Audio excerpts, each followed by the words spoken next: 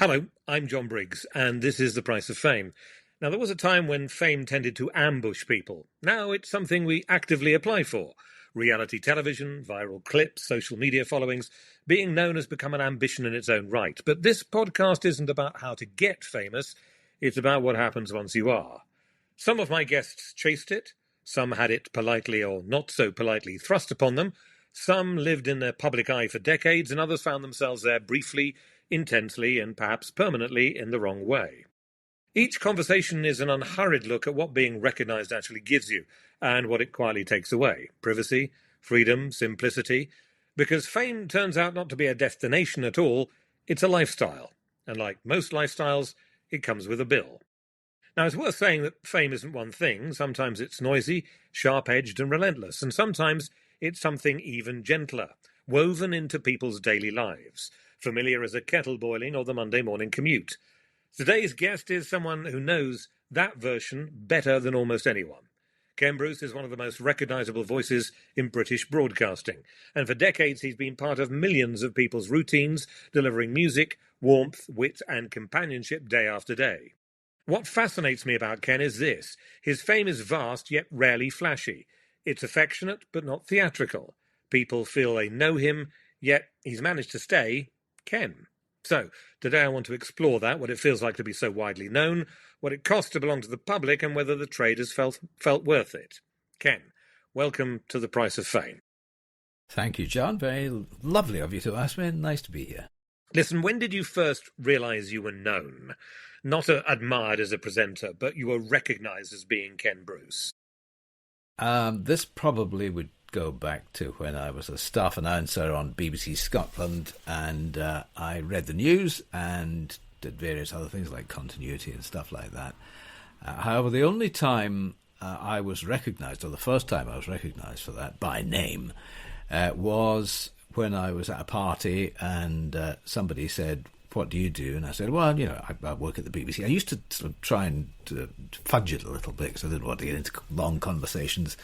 And I would say I work in presentation department. That means sort of getting shows on time and making sure they run properly. And that usually shut down any further questioning. But somebody then said, "What sort of things do you?" I said, "Well, I'm involved in news, and occasionally, every so often I read the football results." And that was the moment where I said, Wait a minute. What's your name? And I've heard you reading the football results. So that was the thing that first, and that was lovely, of course, because I thought, I'm in radio. It's nice to be noticed. But I never went in to be particularly famous or anything like that. But I did, any job you want somebody to say, "Oh, yeah, you did that, all right." So that was the first time. And then I think another time was when I got my name in the Radio Times for the very first occasion. That was a moment when I thought, I've arrived. But of course, most people had no idea who I was, either by voice, name, or appearance. So that was, for me, because basically I'm an introvert. For me, that was quite a pleasant existence. That is quite a surprising thing to hear you say, because there is a requirement for a level of ego to be on the radio. I mean, it is an extension of your ego, being a radio presenter, or do you not agree with that? No, I think you're absolutely right. And I remember dear old Terry Wogan saying once, he said, "Radio is full of egotists, but they're shy egotists. They're saying the most outrageously egotistical things, yet blushing at the same time." So I think that covers most people in radio, because if they were wanting to be out there, they'd be on stage or on television, or at least doing something much less introverted than sitting in a studio by yourself and mumbling away and hoping one or two people might hear you. Was it enjoyable being recognised? Yes. I mean, anybody doing any job, I think, wants some recognition. So if you're sitting pushing paper around in an office, you do want your boss to say, "You're actually pushing that paper around really well." So everybody in any outlet, any kind of job, wants a little recognition.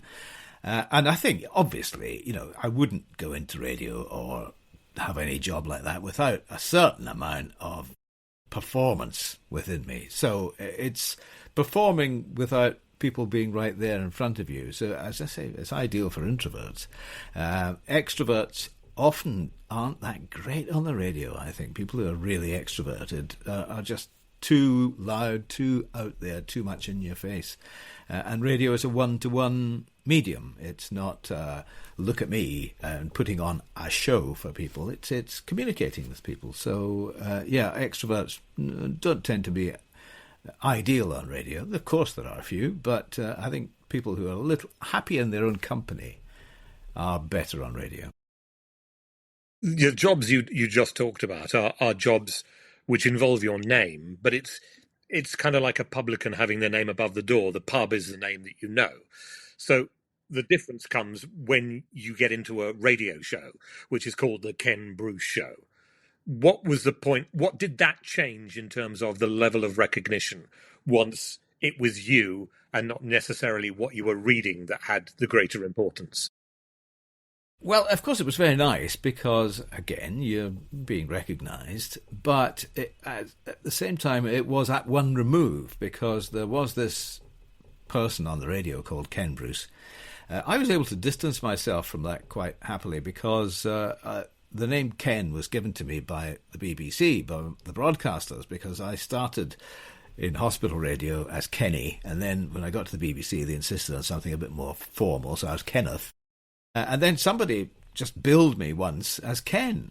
So I didn't have any real choice in that. So I was quite able easily to set aside the Ken Bruce on the radio from me. Not that there's much difference, but it does mean that when somebody writes something disagreeable about you in a newspaper, you can say, well, it's the bloke on the radio. It's not the real me. Otherwise, if you took it personally, of course, you'd never hold your head up again. I'm able to sort of say there's me on the radio and there's me at home. And I think any of my family would be happy to tell you that I am far less fun at home than I am on the radio. People say, "Oh, it must be lovely to be around him." No, he's a miserable old, it's not. It's like comedians, isn't it? I mean, comedians, are all you kind of like, well, tell us a joke, and it's like, no, we don't really work like that, do we? And so the same thing exists. There are two sides to you. Does the fame? I mean, you've got a level of fame which is. It's a very affectionate form of fame. Does it become invasive? And why do you think you ended up with a fame that on the face of it, and maybe later on you're going to tell me, actually there is a cost to it, but on the face of it, it wouldn't appear to cost you a great deal? I'd agree with that. It doesn't cost me a great deal. It's at the enjoyable level where you get a certain amount of recognition. People will stop me in the street occasionally and say, Ken, but it's never the jabbing in the shoulder kind of, oi, Ken. It's always, oh, nice to see you. And I think that is the nature of radio and being on the radio for a long time, for many, many years. I certainly wasn't, in any sense popular for quite a long time. When I was working on the radio, but there's a steady kind of drip, drip, drip. You do wear people down, and they get to know you. They get to know what your personality is like, and that's another facet of radio in that you do give away a lot of your personality. It's not like putting on a face and delivering a show. You are delivering yourself, your own personality, maybe an enhanced version of it. As I always say, it's like I don't know if you remember these Barocca adverts they used to have on the telly, which said, "It's you on a really good day," and that's me on the radio. It's me on a really good day. You don't get the grumpy side, you don't get the shouty side. You just get the nicer parts. But then that does appeal to people, and they do get to know you. And therefore they're saying, you're my mate. And that's the sort of thing that I really enjoy, when somebody comes up and starts speaking to me as if I've known them for years. And you say you weren't really well known. You say you weren't really well known enough at the beginning, certainly. But the moment you drop into an organisation like Radio 2, and you were asked to take over from probably the biggest star Radio 2's ever really produced. You took over the mid-morning show from Terry, didn't you? From Terry Wogan. Yeah, it was. Well, he was doing breakfast, and I came in at sort of a show that started at 8, or actually 7 minutes past 8. So it was neither one thing nor the other. But yeah, it was a tough thing to do. He, being sort of relatively young and naive, just thought, oh well, give it a go and see what happens.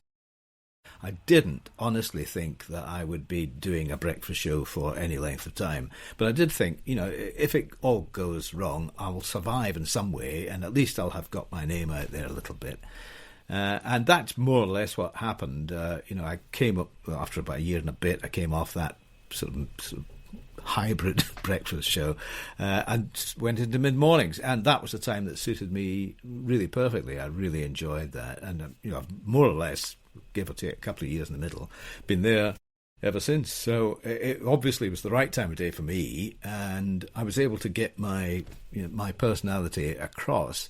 There was a time when Terry came back to Radio 2 when I thought, well, they won't want us both side by side because we are not the same but similar, working a similar part of the forest, as it were. So I thought, well, this might not last much longer, but actually we did work well together, and people seemed to be quite happy to hear us continuing for 4.5 hours all told. So I was lucky, as I think an awful lot of people have to be in radio. I mean, there are so many fine broadcasters of my generation who have gone sort of out of the business. They're no longer in radio, and I think it's such a shame. And it does boil down to luck, being the right place at the right time, avoiding the bullet every so often, which we all have to dodge every so often. But I've been very lucky, and obviously, you have to be pretty good at your job in one way or another to be able to survive.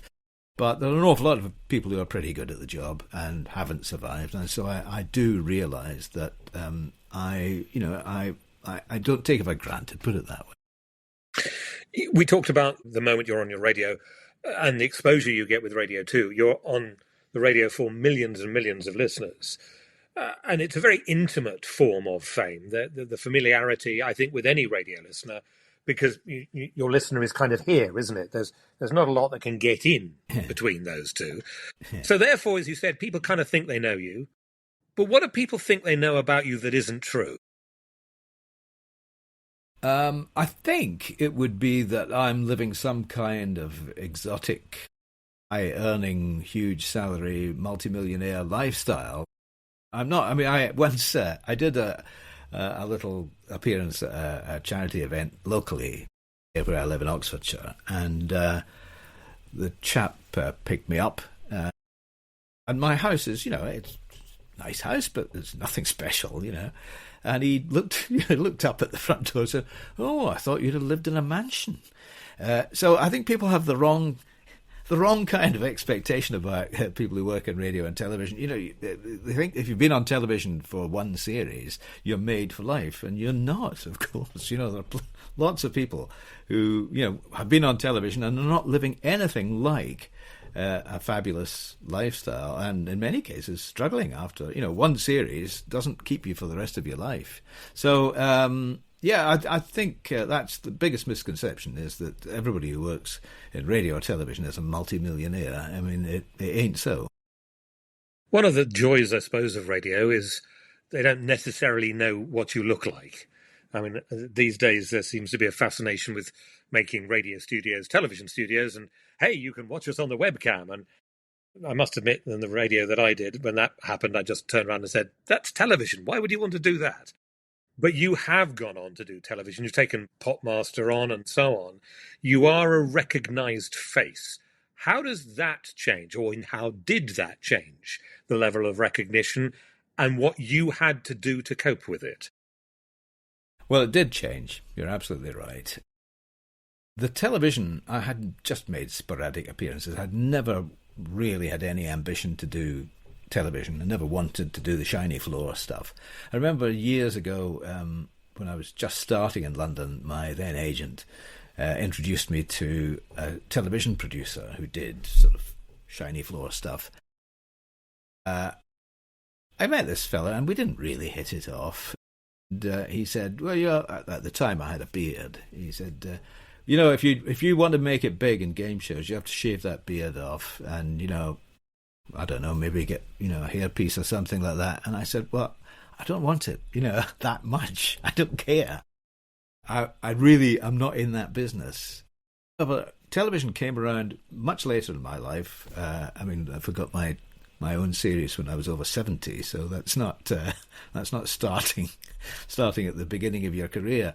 I think by that time, people knew what I looked like. I'm not a television personality as such. I'm doing a radio quiz on television, and that suits me down to the ground. And any attendant fame that came with that, at my age, it wasn't going to turn my head, put it that way.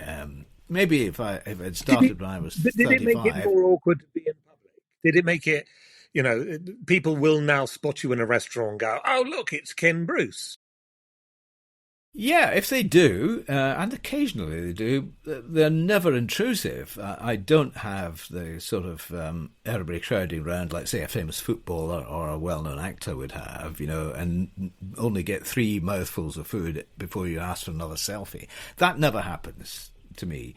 People will occasionally you'll see people sort of looking, nudging. You might even hear your name being mentioned, sotto voce, at another table. But I never really get interrupted until I'm about to leave or something like that. Or, I've done a few cruises, and that is obviously you're known in that. But even there, people will sit quietly for 20 minutes and leave you alone, and then obviously they get a bit impatient. They come over and ask for the selfie at that point, but that's absolutely fine. That's perfect. And it absolutely is the right level of fame for me. It's people acknowledging that they enjoy what you do, because universally that's why they come over. They don't come over to engage me in any kind of argument. And it doesn't happen enough to interrupt my life. So it's altogether fine for me. The job you do to appear on radio, you can't do it without being famous. If there was no recognition, which is, I know, really hard to envisage because you can't actually think of one without the other, but if there is no recognition, would you have still done it to the level and to the extent, to the length of time that you have? Well, I won't pretend I don't enjoy the recognition, but when I was in my 30s, I'd never considered being a presenter, a program presenter. I was doing a little bit of it, but I thought there's no future in this, because there are X, Y, and Z who are doing this so much better and so well. I'm not going to compete.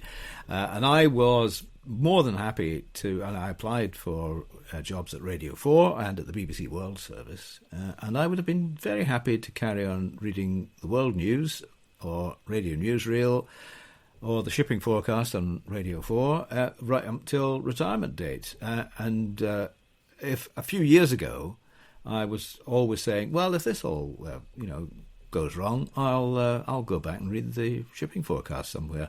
I'd be perfectly happy doing that, because the broadcast, the communication was what it was all about. And it's lovely. People come up and say, oh, I like what you do. They could just as easily come up and say, I like what you do because I heard you doing Radio Newsreel when I was out in Sidi Barani. So that's a little bit of recognition is great. And I really enjoy broadcasting as a technical exercise as well as communication, being able to read something to time, be out on time, and make things fit. That's a pleasure to me as well. You're making it sound like it's all very lovely. Is there nobody who's ever come up to you and gone, "Oi, Ken"? If there has been, I can't remember it. No, honestly, I can't. I can't think of a moment where somebody has buttonholed me. I think you would remember it if it had happened. Yeah. When I was younger, I've been in pubs in Glasgow where, things have turned a bit unpleasant. But that wasn't because I was famous or working in radio. So, no. Honestly, I can't. I can say there's been no downside in that respect. So let me talk about perhaps some of the pressures of being very public. You've done something for decades. Does that become a comfortable jacket that you pull on, as it were, an invisible jacket you pull on when you sit in that presenter's chair? Or is there a heaviness to it, particularly on a day when you don't feel like it, or on a day when, you've been dealing with something at home that wasn't what you wanted to do, or somebody's been upset, or whatever? You still require, as you said earlier, that jovial characteristic that means that your problems don't enter the listener's world. Well, it is in a way like the coat you mentioned. You go into the studio and people don't want to hear what's going on in your life that's going wrong in your life. So they, you don't do that. And actually, if you do have a problem in your life, it can be a wonderful release to go into a radio studio and put on the coat and say, here I am, I'm here for 2.5 hours, and play some lovely music. I can remember, there have been some pretty low times in my life, but not many.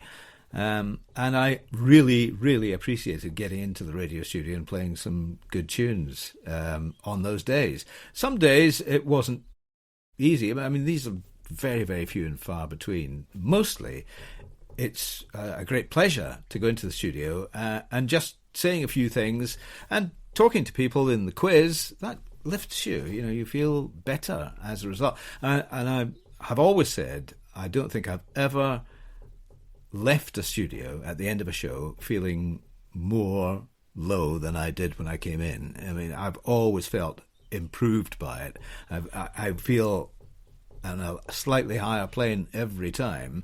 It's like a therapy. Except I'm being paid for it rather than paying for it. Do you leave feeling tired? No. I feel energized when I leave the studio. I arrive tired very frequently, but and is that the adrenaline of being on air and doing a live radio show, or is it just because you've done something you really enjoy? Both.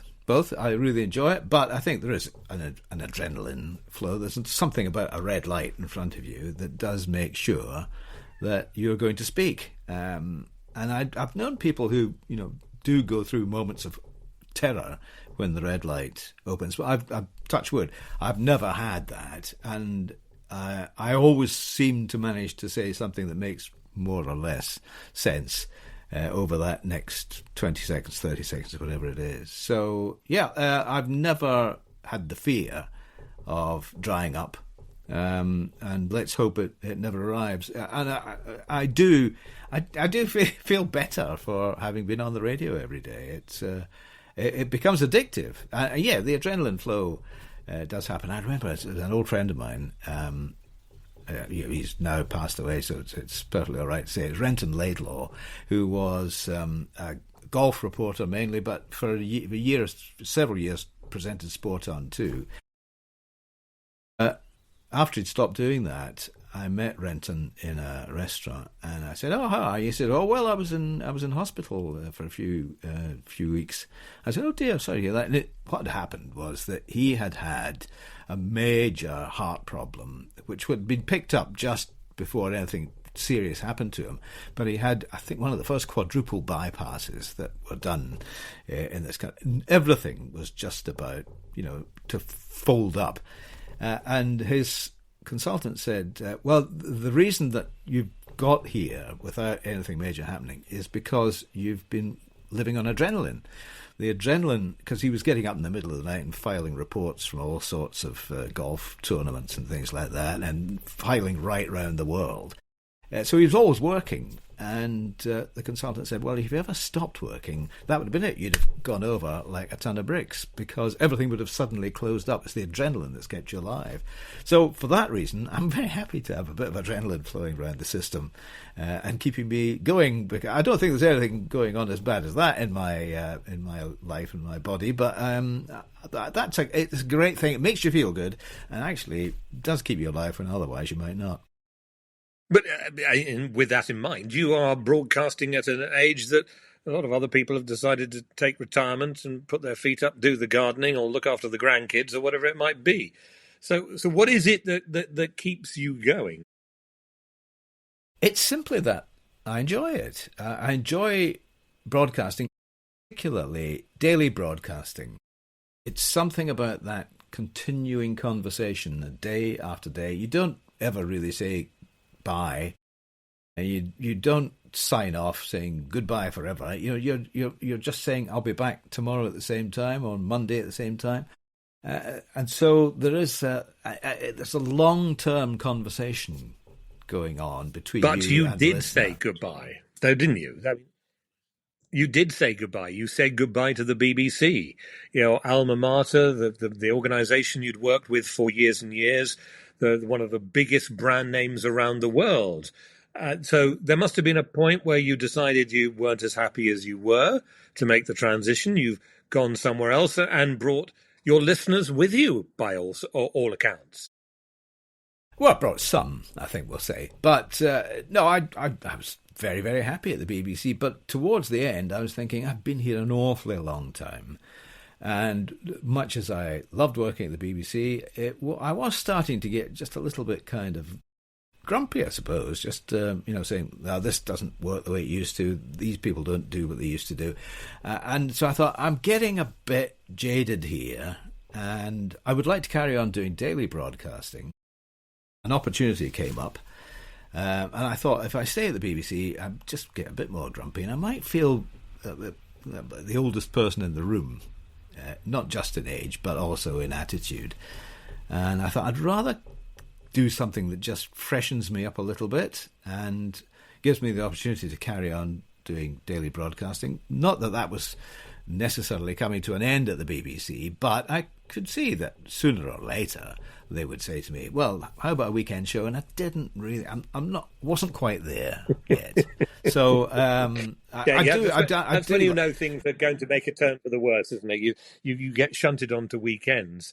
And with other presenters on Radio 2, we've seen them, and it's not been good for them. Not necessarily, no. I mean, for some, it worked very well, but mostly it's kind of climbed down from where you were. And, I mean, one day, I'm sure, in a few years' time, I can't carry on doing daily shows forever. I'll be very grateful for a weekend show. But I wasn't ready then, and I'm not ready now. Because there is just something special about the daily turnover of a show. It means that you can pick up where you left off the day before, you can back refer. At a weekend, there are lots of opportunities to do really good stuff at the weekend. But for me, daily broadcasting, I mean, I've been doing daily broadcasting since 1977. I've been on 5 days a week on the radio somewhere. So it would be quite a break with tradition. But obviously, I'm not young. And sooner or later, I've got a nice contract with Greatest Hits Radio now, so that'll keep me going for 3 years. And then we'll see how they feel, how I feel. What's changed in terms of the level of recognition you get? The BBC, as we said, it's a huge platform. It's a worldwide brand. You move to something that at the time wasn't necessarily as big, and it was slightly untried and untested. What changed in terms of the level of recognition? Not a lot, because I think mainly because when I left the BBC, I was totally surprised at the amount of coverage there was. So suddenly I became a figure known, seen on the news. I mean, I honestly, this sounds ridiculous, but I didn't think there'd be anything like the interest. I thought it would just be man who's been doing radio for a long time stops or moves on. And I thought, well, that'll be, I honestly didn't see that there would be any news value in that whatsoever. But obviously, maybe it was a quiet news day or something. But there was a lot of publicity. And when I moved to the news station, they did a big publicity push. And it was quite interesting to see my face on. I was sitting on the top deck of a bus in London, and I saw my face on a taxi, and I thought I should be in that rather than sitting on the top deck of a bus.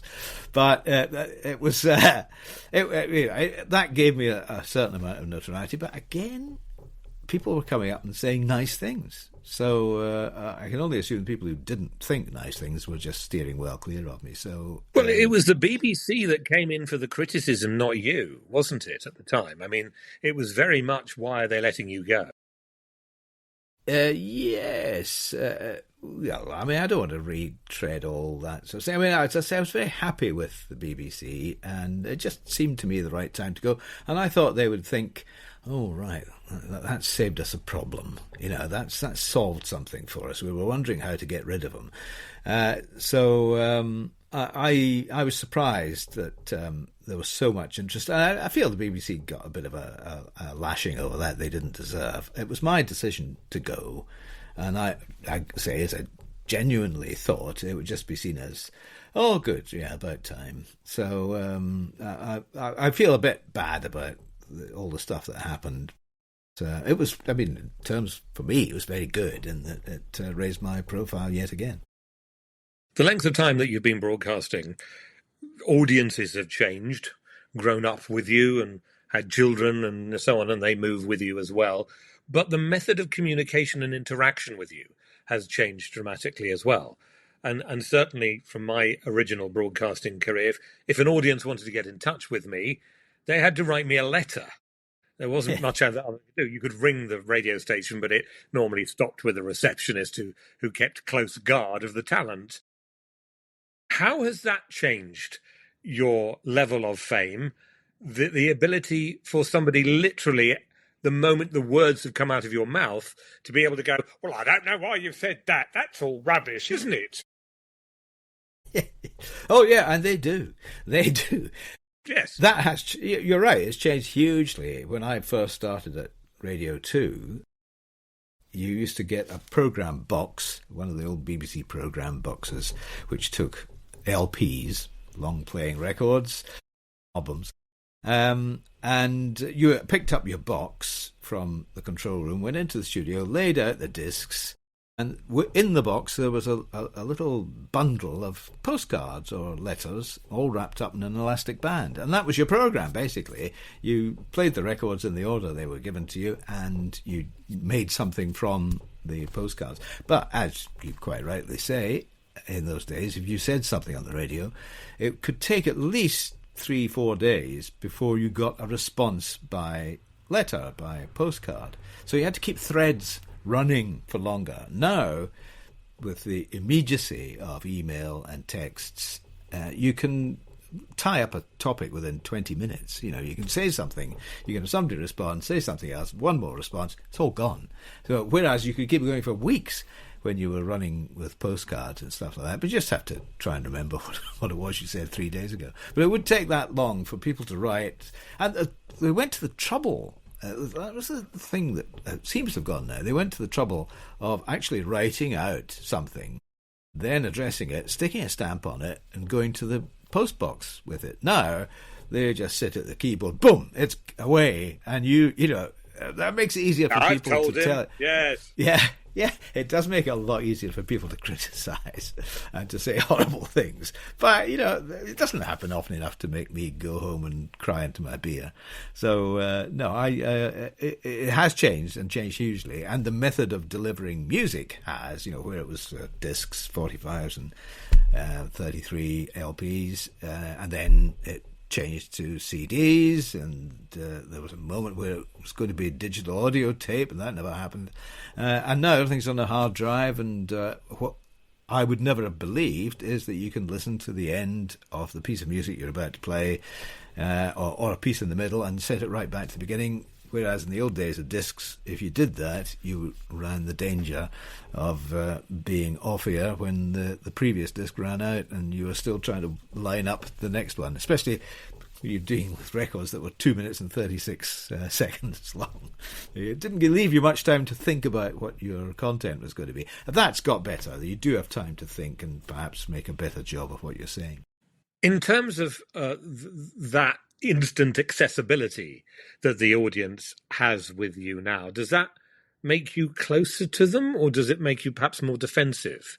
Because if you say something you think might be slightly controversial, you can almost see or hear people sitting on their keyboards.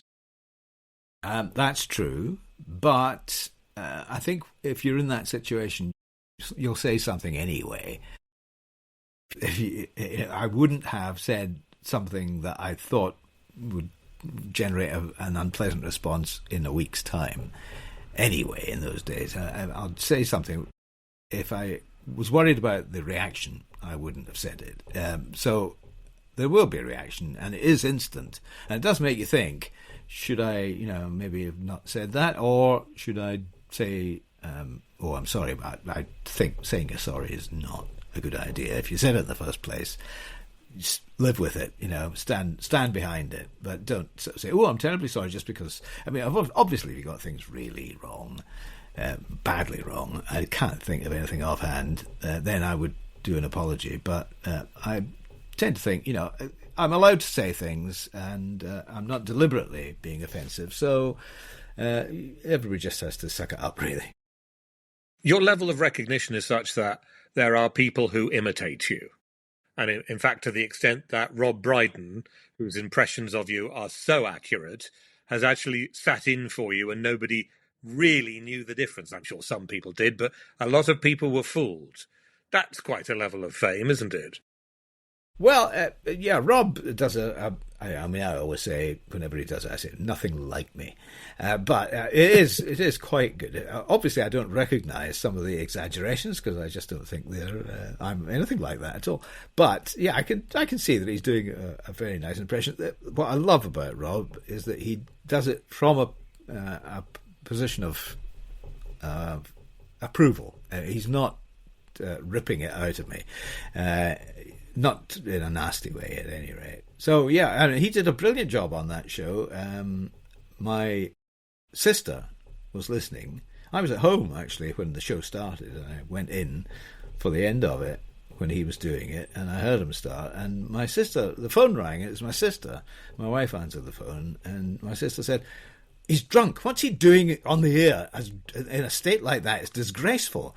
And she had to say, it's not actually him. Oh, well, it is him. Of course it's him. I can hear him. So my own sister didn't recognise the fact that Rob Brydon was doing my voice and not me.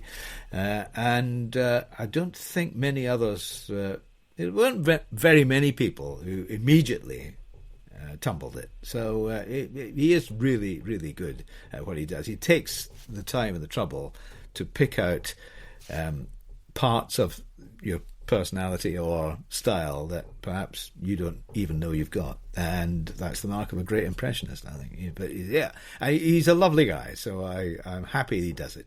I don't want to pry too deeply into your personal life, because that's not why we're here, but I'm intrigued as to what fame does to the people around you.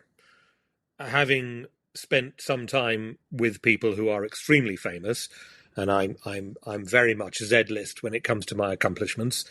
When they walk in front of you and everyone turns and you are, just the attachment that carries on behind, it's not uncomfortable. You know what you're getting into, but it is something you have learned to cope with. How do you think your friends and family have learned to cope with, and what has been the pressures on them that has affected your personal life over the years? Well, I have to say the effects have been very, very limited. My wife is very used to the fact that, I'm going to be stopped, but she enjoys the attention as well. Actually, because a couple of years ago, Chris Packham did a very fine documentary about one of my sons who is autistic. He actually got recognised quite a bit after that, rather than me. And people were coming up and saying, "Oh, Murray, is that Murray?" And and I had to take the back seat, and that was really, it was a bit of a shock the first time, and then after I really enjoyed it, and I thought, well, great, take your moment in the spotlight. It can't be easy, but I think pretty well we've got our heads screwed on here, and we accept it for it. But the great thing is, where I live, I'm just the bloke who lives round the corner, and I'm just treated as anybody else. So I never feel your wife doesn't mind being at. Your wife doesn't mind being Mrs. Which has an effect on her own identity a little bit, doesn't it? Oh, yes, it's bound to. I think she's found a nice way of living with it. She doesn't mind being Mrs. Ken in that regard, and I think we tend to see ourselves as a group, our family. So attention to one, I think, is appreciated by all. So I don't think there's, I don't think my kids have huge resentment. I think they quite enjoy the fact that people know who I am, but I'm made fun of by their friends. So they quite enjoy having another person to take their side and targeting me. So yeah, I think we do tend to work quite well as a unit. So I think we cope well. I've been prodding you slightly throughout to try and get the downside, and as far as I can see, there doesn't seem to have been a great deal of downside to fame for Ken Bruce. What has fame given you that you're actually most grateful for? It's given me a very happy lifestyle. Whether that's been the fame or being the broadcaster doing the show, just being a radio presenter, whether it's that or one side or the other, I've certainly been very, very happy in what I've been doing. The fame is a very pleasant, at this level, the fame is a pleasant byproduct of that. And so I think it's not something I ever set out to achieve. It's not something that I was desperate to avoid either. I've got just about the right level of recognition for a comfortable life. And yeah, as I said right at the beginning, it's nice when people say, "Oh, I enjoy what you do." I'll never stop enjoying that, hearing that. So carry on thanking me if you like. And if you don't like what I do, just pass by on the other side of the road. That'd be lovely. So if fame were a product with a warning label on the side, what do you think the label might say? Do not buy. Don't buy this. Buy something where the fame is an add-on. That will be fine. But don't buy fame as the product. Buy the other product, which has the bundle of fame with it, and then your life should be fairly happy. Would you wish the level of attention that you get with being a national broadcaster for a young broadcaster who's just coming up now? I think it's best if the level of attention comes later in life. What exactly later in life is. But I think the later you can put it off, the better for your ability to cope with it. I think if you're famous at the age of 18 or 20 or 21, it's a hell of a responsibility and very difficult to navigate. But I think if you're in your 30s or beyond when fame hits, if it hits, then you're in a good place. You've lived a life. You know what's important and what isn't. Isn't that a little bit about the support network you have around you? I mean, those people who bring you down to earth, as you know, the people who say Ken Bruce is a genius or Ken Bruce is a pain in the arse are the people you don't listen to because there's no reason to. There's people who who you trust, who have the yardstick that goes, was it a good show or was it a bad show today? And you can go to them and go, yeah, just tell me. I'll come on to this in a second, but the oddity of doing a radio show, it's like driving a car. You've only ever seen the interior of the car. You don't see the car drive past. So very often you need to go to somebody and say, I'm really not sure. Did that sound okay today? I mean, numerous broadcast friends who've got far more broadcast experience than I have said that to me, have come to me and said, was that an all right show?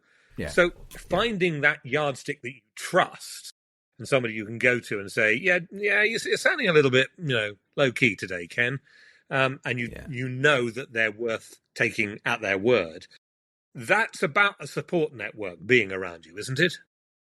You do need a strong support network, people you work with and people at home. And you choose your moment where if you're not in a place to receive criticism, don't ask for it. But when, you're open and ready and not feeling sensitive, say, how was it today? And if it was good, then you're happy. But mostly, I think, in radio, people are very good judges of their own performance and delivery. I think you tend to be maybe even harder on yourself than you do, than other people would be. Certainly, I know that on days when I've been a bit slow in the brain, I've said something, I've done a link into a piece of music, and then I've said, "Oh, get better," shout at myself, and then I think it's just really getting the adrenaline flowing again, that sort of thing. But have a good people at home, good people at work, an independent person, maybe an agent or somebody like that. They're very good sounding boards. Always have somebody whose opinion you trust and who will deliver bad news without beating you over the head with it. Clearly, fame has given you a number of things, but what do you think is the nicest thing fame has done for you? A moment, perhaps, that still stays with you, that you can put your hand on your heart and go, yeah, that bit felt good. There have been a couple of broadcasts that I've done that I felt, that was a privilege. I really enjoyed that. Some concerts that I did, and also I just before I left the BBC, I was asked to be part of the commentary team for the funeral of the Queen, which was the sort of thing that I didn't really think would ever happen. So I got to do a sort of proper broadcast job, standing in a commentary box, doing a commentary, proper serious commentary on the funeral procession, which was a great privilege and something that I got really quite, not nervous, but keyed up about, wanting to get it right. So that was a very nice kind of coda to the broadcast career. And then something that would never have happened without my fame, as it were, is that I was awarded an MBE and went to Buckingham Palace and received the MBE there. Again, if I hadn't been on radio, that would never have happened. Whether I deserved it or not is another thing altogether. But it was certainly, that's one of the great benefits. Oh, I don't know. I mean, the Ken Bruce butterfly farm may have risen to great heights and you would have been rewarded for friendliness to nature or something. But who knows? Who knows what alternative you might have ended up doing. It has been such a consistent part of your life, as you say. I mean, a daily show from 1977, it's remarkable. I don't think there's anybody who can really look at their career and say the consistency of turning up and doing something day in, day out, with the variety that you have managed to give it. That must give you quite a thrill as well, doesn't it?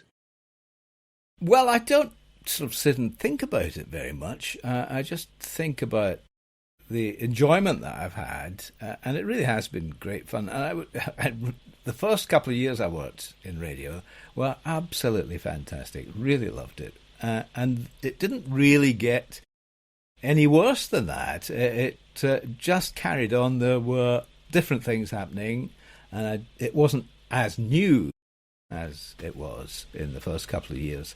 But the enjoyment never really changed. And so it hasn't felt like, 40, whatever it is, years, 50 years, something like that, of work in one medium.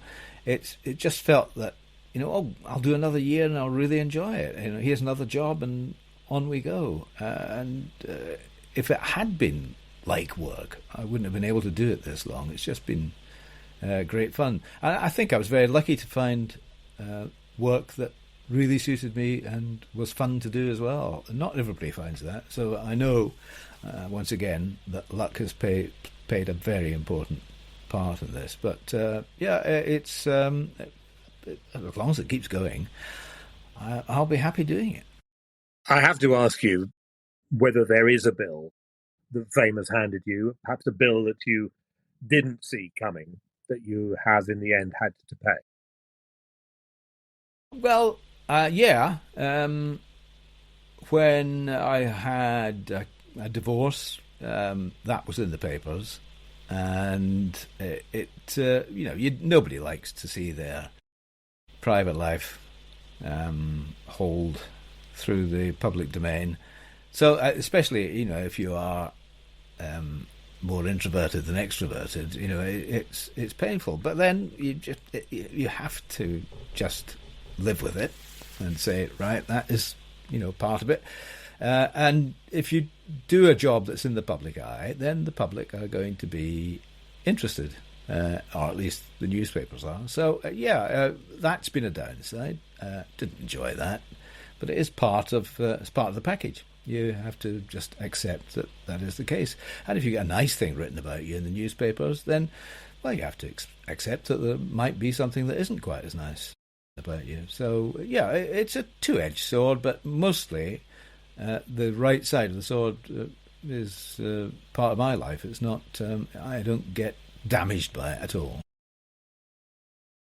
And is that because you have generally been nice in public? There must be, and I'm sure this is the side the families would, if I asked them, would say, there must be an angry Ken, there must be a fed up Ken, there must be a frustrated Ken, and there must be a loud-voiced Ken on occasions. Yeah, we never see that, do we? No, should you? There's no reason why. Everybody gets a bit grumpy every so often, and I'm a great shouter when I'm driving. I do very much enjoy telling people just how badly they are driving. Well, obviously, with the windows tightly shut. I'm not stupid, but I do talk. And the one thing I found out, I'm a bit as I get older, I'm a bit less reticent about putting forward my views. If somebody's annoying me, and that becomes more frequent as you get older, so you're getting off a train and people are slow, or they're standing in front of you and you can't get past, or hovering at the top of stairs on an underground station or something like that. I'm finding that I'm not saying it out loud, but I'm saying it under my breath now. I'm telling them to get out of the way. But it's so far I haven't voiced it. It's been muttered under my breath. One of these days I think I probably will voice it, and that may lead to a bit of trouble. There is the grumpy Ken, there is the bad-tempered Ken.